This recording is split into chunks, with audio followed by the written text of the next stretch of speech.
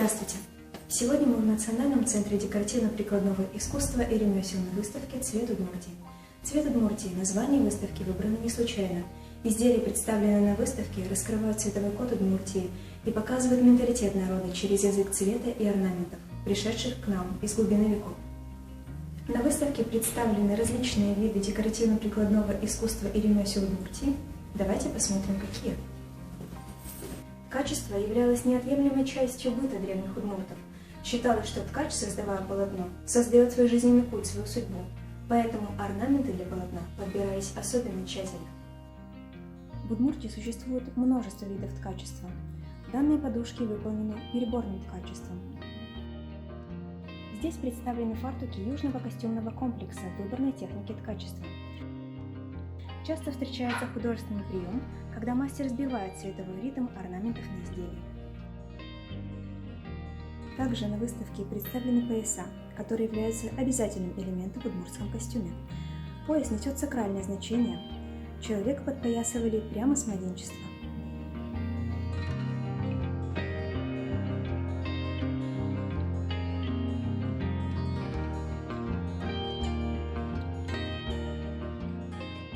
Древние традиции находят применение и в современности. На выставке представлены платья традиционного кроя, но выполненные в актуальных цветовых сочетаниях.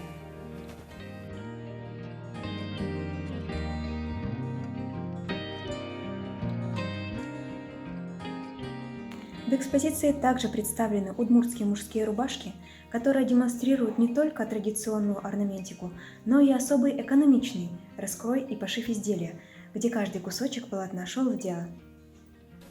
Также изделия нашего региона очень экологичны.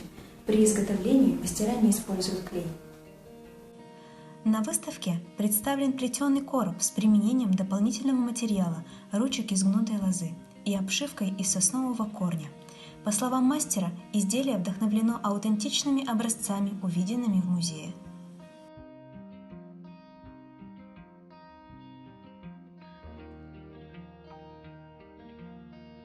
На выставке присутствуют такие интересные экспонаты, как можжевеловые ложки с берещением. Можжевельник обладает бактерицидным свойством, что очень функционально для посуды. Очень редко используемая техника берещения ранее применялась для керамических изделий для укрепления корпуса изделия, а также береста по свойству термоса сохраняла температуру продуктов.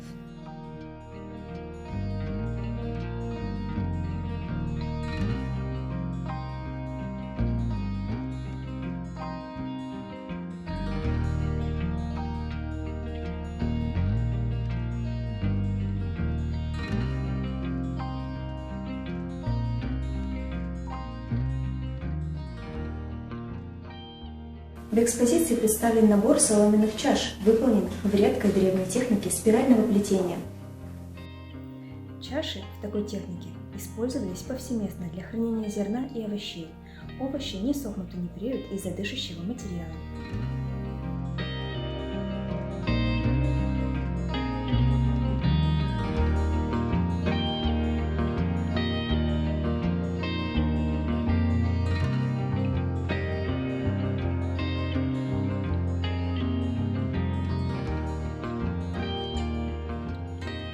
Роспись является одним из самых молодых видов ремесел на территории Удмуртии.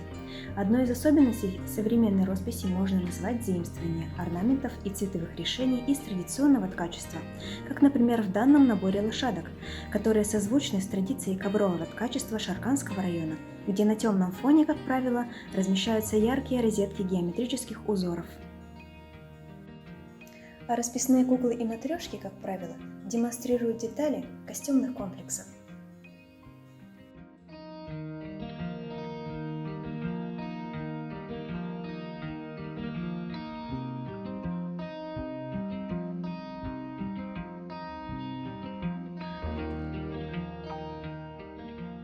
Отдельное направление, которое развивает Центр ремесел, это народные музыкальные инструменты. На выставке вы можете увидеть окарину из можжевельника, а также аутентичный инструмент кубыз.